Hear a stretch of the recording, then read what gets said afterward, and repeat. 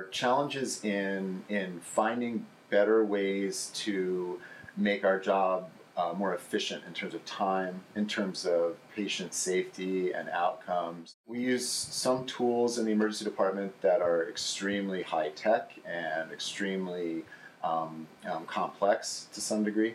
And some tools we use are rather blunt and arcane and yet get the job done. Anything that can reduce pain and anxiety for patients in the emergency department is a career builder for an engineer who wants to work in the biomedical field.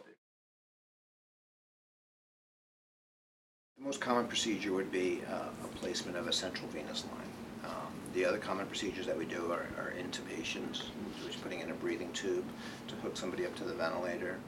The way that they hold them at the mouth now, they have like this ribbon type of device that goes around and holds it kind of strapped in near the mouth, which goes around the head, or they create a similar thing like that with tape. And so basically the ET tube is just sitting there with tape.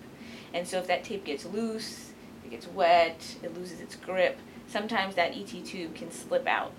And so maybe having a device that somehow holds the ET tube in place. So every morning we get chest x-rays, and inevitably, whether it's due to suctioning and the tube slips out, or whether it's just due to patient movement, we always have to either move the tube out a little bit, move the tube in a little bit to make sure it's in the right place. So one of the complications of having things in your body is that they can get infected. And so the same is true with putting a breathing tube in. You sort of lose your normal cough mechanism. So the intubation tubes that go in have a balloon around them that's supposed to seal up against the trachea. They don't seal completely. Bacteria can get around them. Secretions can drip around them.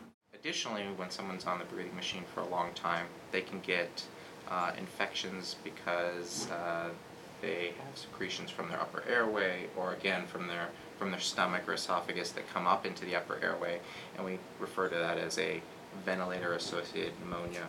And that's a big push to avoid that. Putting in a chest tube, and I had to put one of those in at 3 in the morning a few hours ago, urgently, and to drain somebody's chest, either of fluid or air. Again, you're holding it in there as best you can, but if the tube slowly slips out, then you're not going to have the tube where you really want it, so you're not getting as much fluid out of the lung. So that's the thing. Whenever you put tubes or IVs in people, you kind of tie them with sutures as best as you can, but they inevitably move. Probably the second most common procedure we do is a bronchoscopy, and that's something that you specialize in pulmonary to do. And it's a procedure where we take a fiber optic camera on the end of a small tube, and we insert it either nasally or orally, or if the patient has some sort of tube going into their lung, through that tube. The most basic forms of that procedure, we just take a quick look inside to see if there are any abnormalities in the airway, or to suck out mucus that might be occluding the airways. Then there's a variety of advanced techniques you can do with a bronchoscope. Some of them include doing biopsies, so putting a needle through the bronchoscope and then through the trachea into tissue that's beyond the trachea.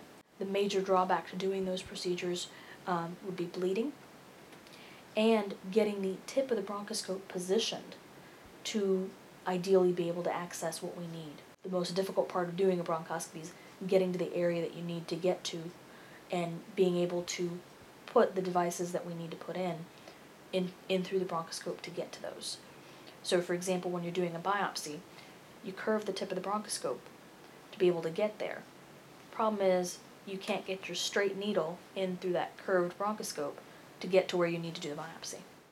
Keep the bronchoscope as straight as possible until you get the needle out the end of it, and then you try to curve the bronchoscope up, and honestly there's times where we can't reach it. NG tubes come in multiple forms. They're essentially a tube that you put that accesses the gastrointestinal tract. So that could access the stomach or the small intestine. We use it for multiple reasons. Sometimes it's to suck out the stomach contents. Most of the time it's to feed the patient. There is a specialized version of an NG tube that has a weighted tip to it. And so it tends to want to go down the GI tract and is able to go deeper into the intestine. And the theory is if you're deeper in the intestine, there's less chance of you vomiting up the food that you're getting. they actually developed a new technique to place a nasogastric tube so that we ensured that it was in the correct location. And we take a nasogastric tube and attach it to a bronchoscope. We're able to put it in through the nose and direct it down into the stomach to ensure adequate placement. And the reason we do that is about 2 or 3 times per year, we will have a nasogastric tube that instead of going down into the stomach, it has ended up in the lung. And that can be dangerous for 2 reasons. One, you can start putting feeds into the lung, which is not good for the lung. It would be just like you aspirating something into your lung, milkshake into your lung. And the other reason it's dangerous is you can actually puncture the lung with this weighted tip.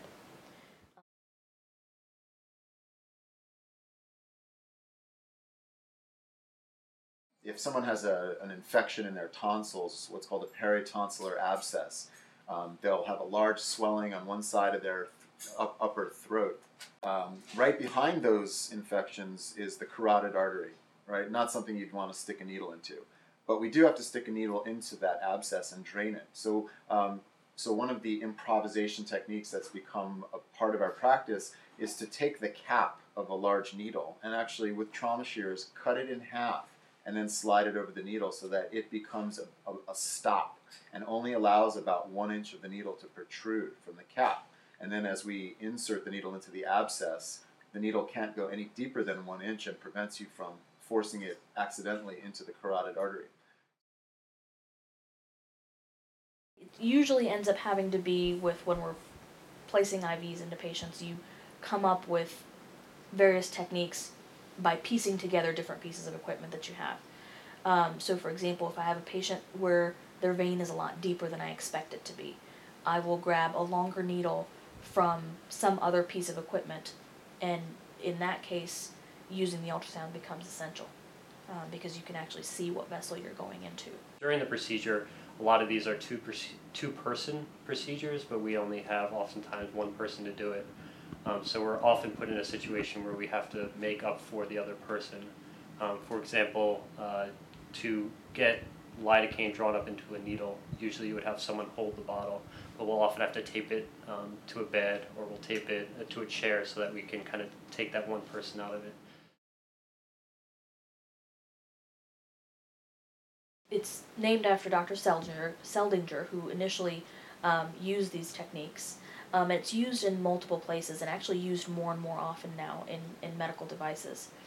Essentially, it requires that you put a needle into whatever space you want to cannulate. Once you get a needle in the space that you're trying to put the catheter into, you put a wire in, and that wire acts as a placeholder.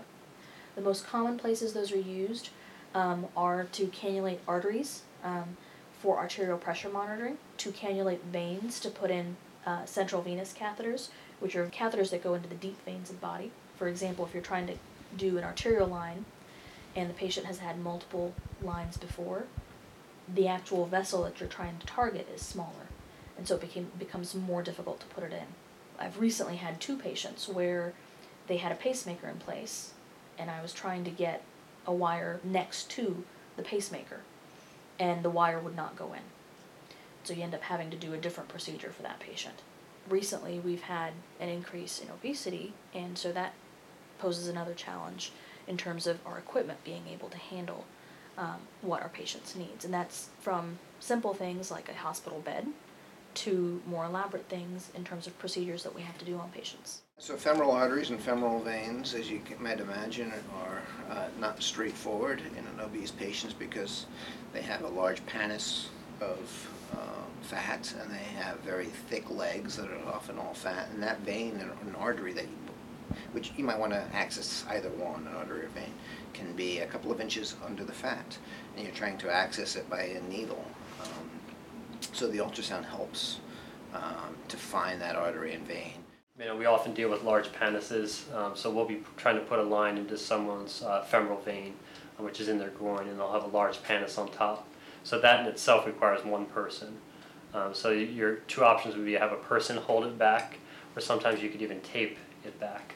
So maybe some sort of thing that we could put to kind of get someone's pannus out of the way and stabilize it there so that we can do a 40-minute procedure. That's often a problem. But now sometimes with these bigger patients, the needle size, you hope that when you put the needle in, you'll be able to access the vein. But in bigger patients, sometimes the length of the needle is actually not long enough to get to the vein. And so the other day we had to ask for a longer needle. And we use longer needles when we want to take fluid from the spine, actually. And we got that needle, and one of the problems was that the wire wouldn't fit through that longer needle. So that might be another thing, that nowadays if we're having bigger and bigger patients, we might need the length of those needles to be longer, unfortunately, so that we can get to the space. So a lot of times the difficulty with the procedure comes from them taking a long time. So a start to finish procedure can take as long as 2 hours. And the biggest difficulty we have often is kind of getting all the supplies in one place. There'll be a core package for what a company perceives that you will need to do a procedure, but oftentimes you'll have to do slight variations. You'll need kind of more stuff to make it more sterile, and a lot of times these packages that are made for a very general population don't fit in your specific situation. If we need something else, though, you end up opening bigger kits just to get this one piece of equipment that you need. A lot of times you just have to open a whole new kit specific for that needle so that you'd be able to use it.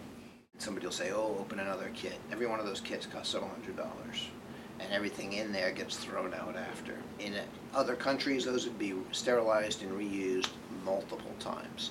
So there's a lot of waste there. And the fact of the matter is every one of those kits basically have one of something. So for example, we put these central lines in over a wire. We put a needle in, then put the wire through the needle. And if that wire bends, then people open up a new kit just to get the wire, and that costs a lot of money, and the companies that sell all these, they want you to go through them. So that creates a lot of waste in the system. And if there were just, if there were 2 or 3 wires available, that were separate pieces, less kits would be opened and money would be saved. As much as I've kind of identified the packet as a bit of a hindrance, it can be helpful to have everything in one place so we don't have to collect everything. A lot of it comes down to getting it into our hands quick enough, putting it all in one place, and having these big packets of kind of 11 pieces of equipment make it so that we can add and subtract things more easily. That becomes very difficult. We often have to go to different floors to get different pieces of equipment. The other big deal is the hookups between things are not always standardized. So for example, hooking up a chest tube to a drainage catheter for that chest tube, sometimes you can't find the right piece that hooks up, and it's frustrating, and you have to work it out on your own sometimes.